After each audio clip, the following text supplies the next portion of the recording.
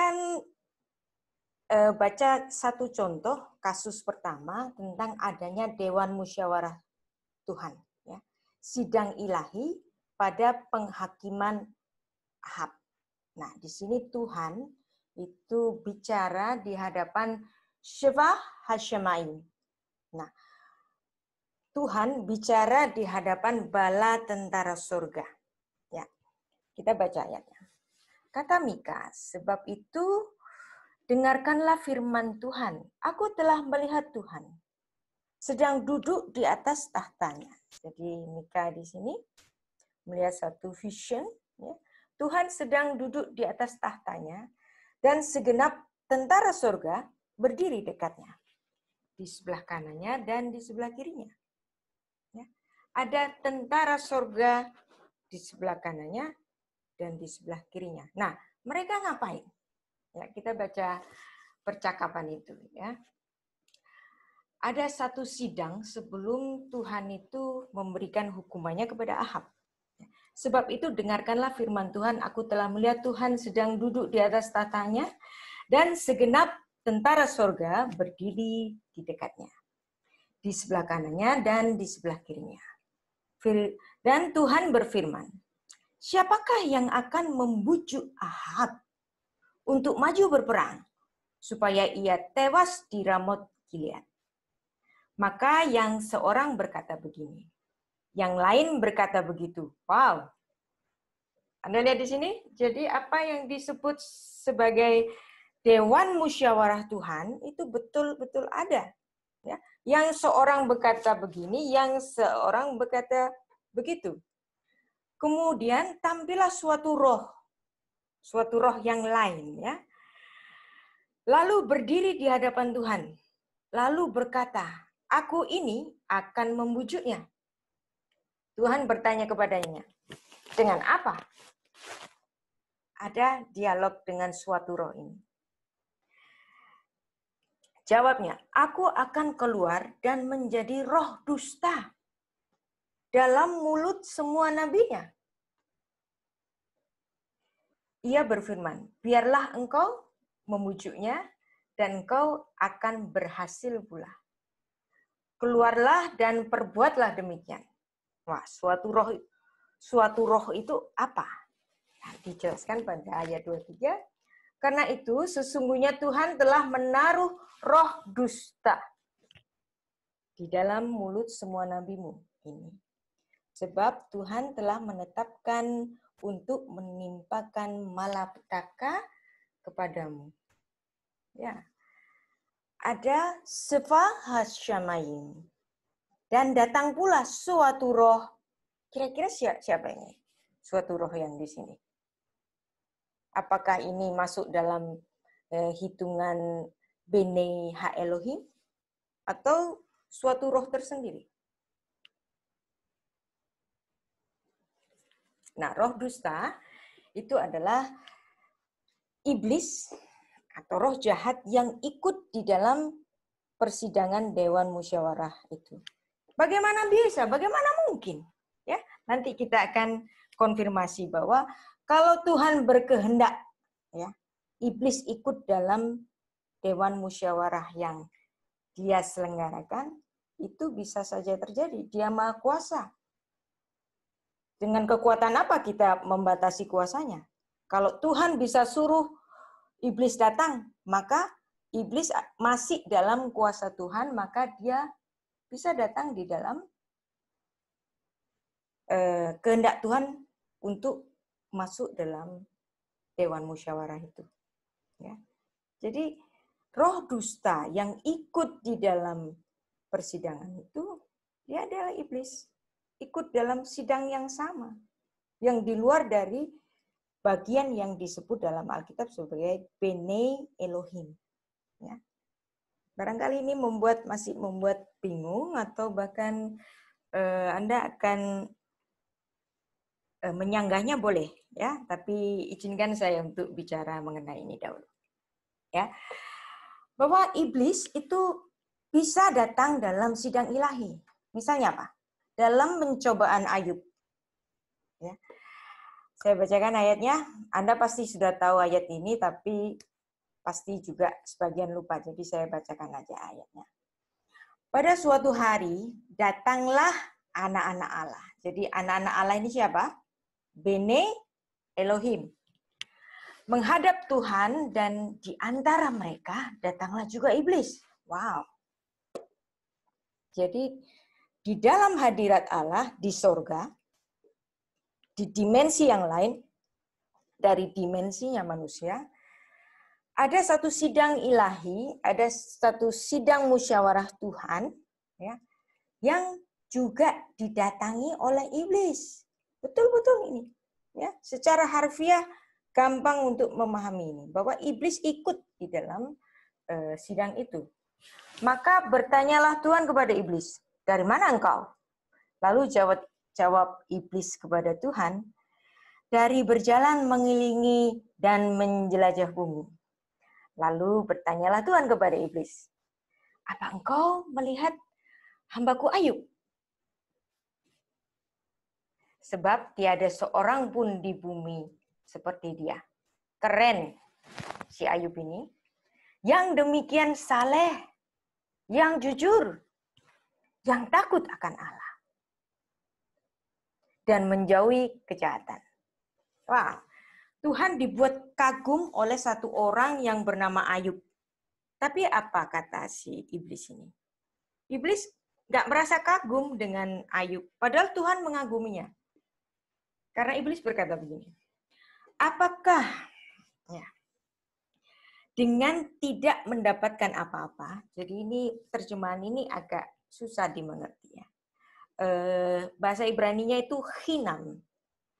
Apakah dengan tidak mendapatkan sesuatu yang gratis, nah, mendapatkan anugerah yang gratis, Ayub akan takut akan Allah? Jadi maksudnya kalau dia bukan orang kaya, kalau anak-anaknya enggak bagus-bagus, kalau istrinya enggak cantik, kalau ternaknya enggak banyak, nah ukuran hari ini kalau mobilnya enggak banyak, kalau rumahnya enggak banyak, kalau rumahnya enggak besar, ya, itu semua dari Engkau, yang Kau berikan gratis Tuhan, hinam, ya. Kalau nggak dikasih gitu, apakah dia akan setia? Jadi iblis di sini menganggap kesetiaan dari Ayub itu oleh karena dia diberkati. Ya jelas saja dia setia, jelas saja dia tidak perlu berbuat jahat karena hidupnya penuh dengan berkat. Coba kalau dia nggak punya apa-apa, apakah dia akan setia? Ya, lalu diteruskan lagi oleh iblis. Jadi iblis ini mencibir apa yang sudah dikagumi oleh Tuhan. Bukankah engkau yang membuat pagar sekeliling dia dan rumahnya, serta segala yang dimilikinya? Apa yang dikerjakannya telah kau berkati. Dan apa yang dimilikinya makin bertambah di negeri ini. Kaya, berkuasa, ya, terhormat. Tapi ulurkanlah tanganmu dan jamalah segala yang dipunyailah. Maka ia pasti mengutuki engkau di hadapanmu. Kalau itu kekayaannya diambil, kalau kehormatannya diambil, pasti dia akan mengutuki engkau di hadapanmu. Jadi iblis berbantah-bantahan dengan Tuhan. Tuhan mengagumi Ayub, iblisnya anggapnya, dia kaya sih, dia keren sih, dia terhormat sih, maka dia takut akan kau. Coba itu semua diambil. Apakah dia akan takut akan engkau? Pasti dia mengutuki engkau. Maka firman Tuhan kepada iblis, nah sekarang segala yang dipunyainya dalam kuasamu, ya.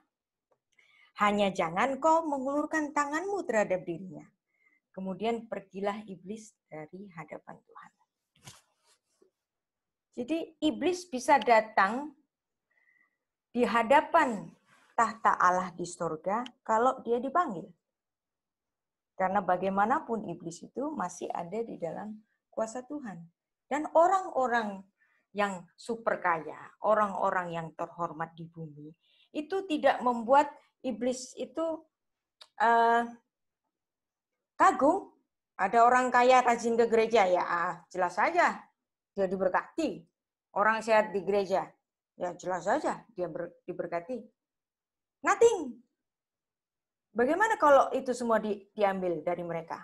Jadi kalau ada gereja-gereja yang selalu mengajarkan kekayaan, ya, dari pengajaran Alkitab ini, itu nggak ada keren-kerennya, ya. Coba kalau kekayaan dihabisin, apakah mereka masih setia kepada Tuhan, gitu kan?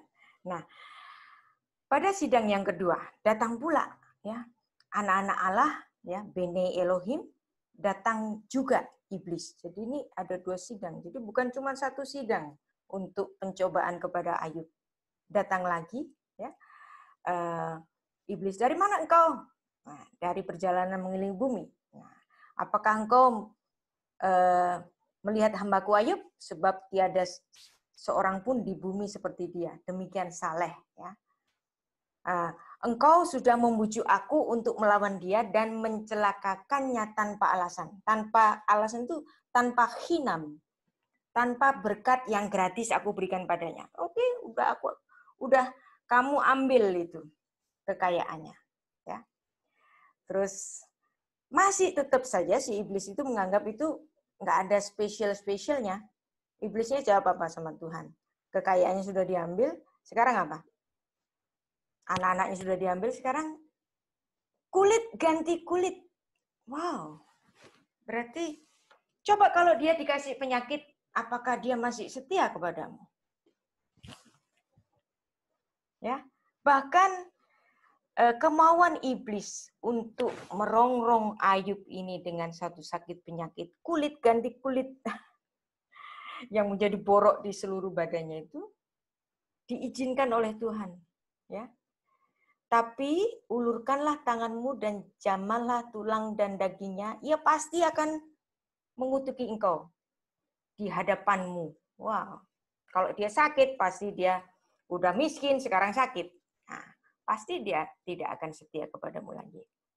Maka Tuhan masih memberikan satu perkenannya atau izinnya, bukan perkenannya, izin lebih cocok. Izinnya kepada iblis. Nah, ia dalam kuasamu. Hanya sayangkan nyawanya. Karena nyawanya itu dalam kuasa Tuhan. Kemudian pergilah iblis dari hadapan Tuhan, lalu ditimpanyalah Ayub dengan bara, ya, bisul-bisul yang busuk dari telapak kakinya sampai ke batu kepalanya. Wow, ya, iblis ikut dalam sidang ilahi, ya. Dan demikianlah Alkitab. Alkitab memberikan satu gelar kepada Adonai, Yud-He-Vav-He, itu dengan Adonai Sefaot. Nah, gelar Adonai Sefaot ini adalah satu gelar apokaliptik, juga suatu gelar militer bagi Tuhan. Bahwa Adonai Sefaot itu adalah Tuhan bala tentara surgawi. Seva. Seva itu kekuatan di surgawi, termasuk bala tentara surgawi, ya. Jadi demikianlah kira-kira, ya,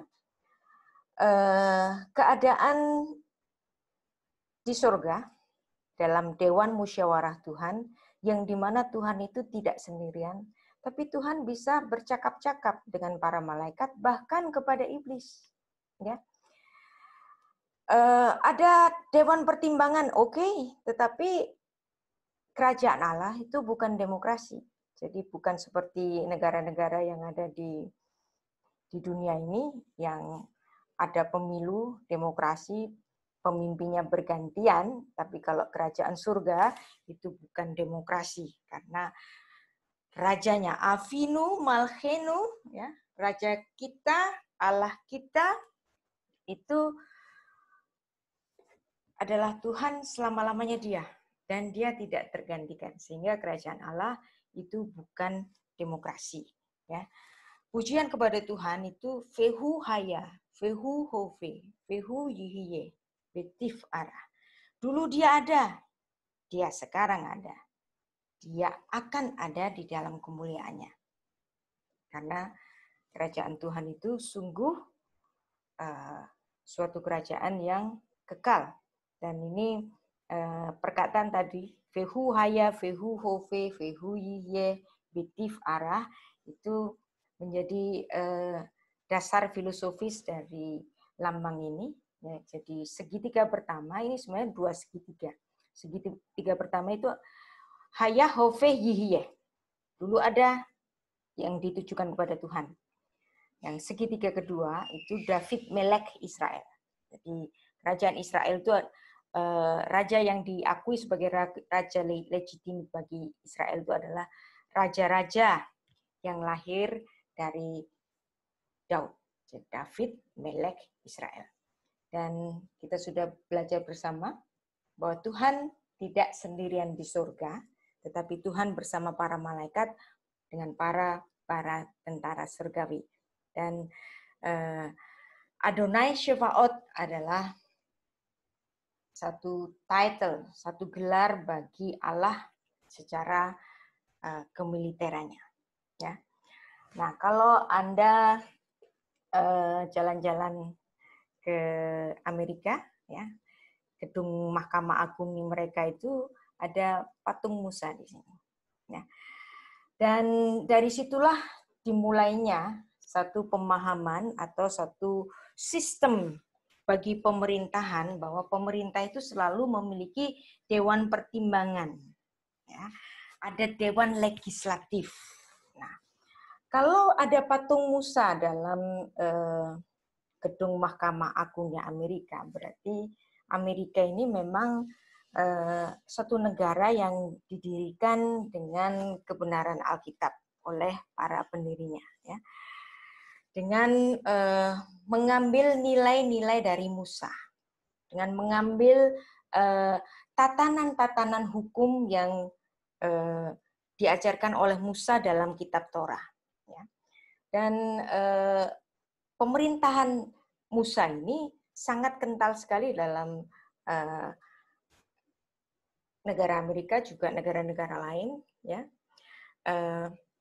bahwa ada Dewan Permusyawaratan, ya, misalnya pada awal abad ke-17 itu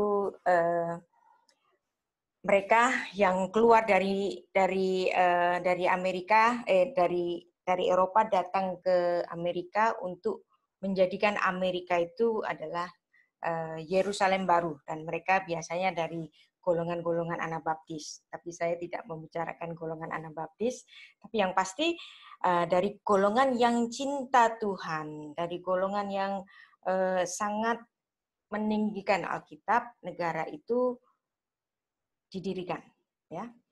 Dan ini ada satu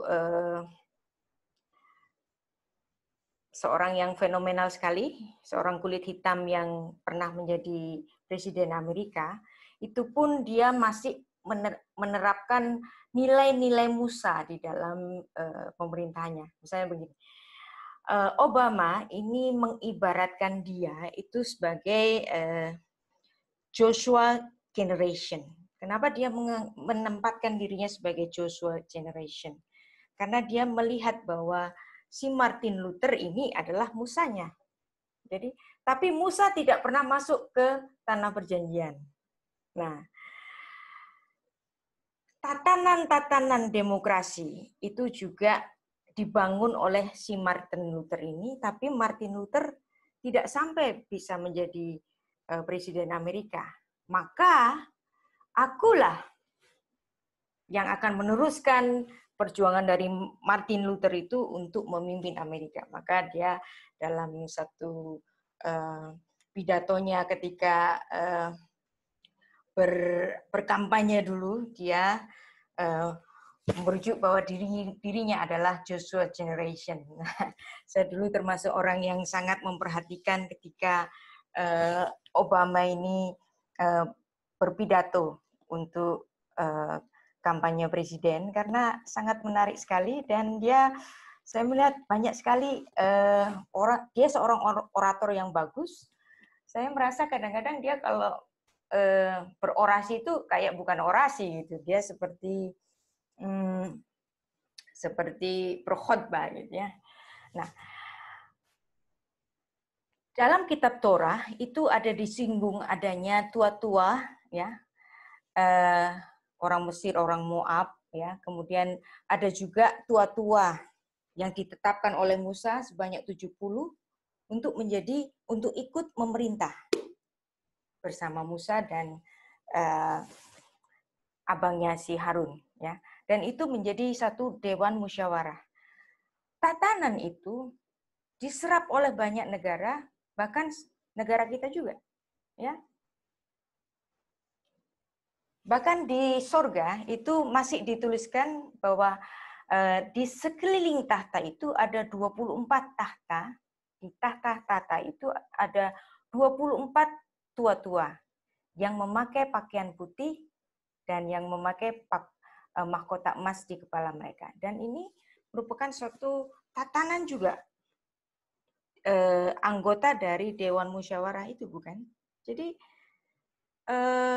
tatanan Dewan Musyawarah itu tidak hanya ada di Perjanjian Lama, tetapi juga dikonfirmasi kembali pada Perjanjian Baru dalam penglihatan Rasul Yohanes. Ya. Sama juga di kemudian hari setelah Musa, itu orang-orang Yahudi, pemerintah Yahudi atau pemerintah Israel, itu memiliki satu mahkamah agama. Bahkan mahkamah agama ini tetap ada pada zamannya Yesus, yaitu mereka adalah Sanhedrin. Dan tatanan ini diserap oleh orang-orang di dunia dalam menerapkan demokrasi mereka. Dan dari tatanan demokrasi itu, legislasi itu, ada seorang filsuf dari Inggris, John Locke, itu membuahkan pikirannya yang dikenal dengan trias politika, dan buah pikirannya itu banyak diserap oleh negara-negara termasuk Indonesia yang menganut sistem trias politika, yaitu ada legislatif, ada eksekutif, ada judicial. Jadi tatanan semua ini awalnya dari Alkitab. Karena Tuhan sendiri itu selalu mengajak bermusyawarah, termasuk ketika iblis itu tidak setuju, ketika Tuhan menganggap ini hambaku yang paling setia, paling bagus menjauhi kejahatan. Dan bantahan dari iblis itu pun ya diizinkan Tuhan terjadi untuk mencobai Ayub ini. Dan Ayub secara luar biasa dia dapat melalui segala cobaan yang menimpa padanya. Ya. Dan demikianlah bala tentara Tuhan itu akan terus bersama-sama, ya, juga menyertai Tuhan Yesus ketika dia datang kedua kalinya di atas bumi ini bersama para malaikatnya di surga.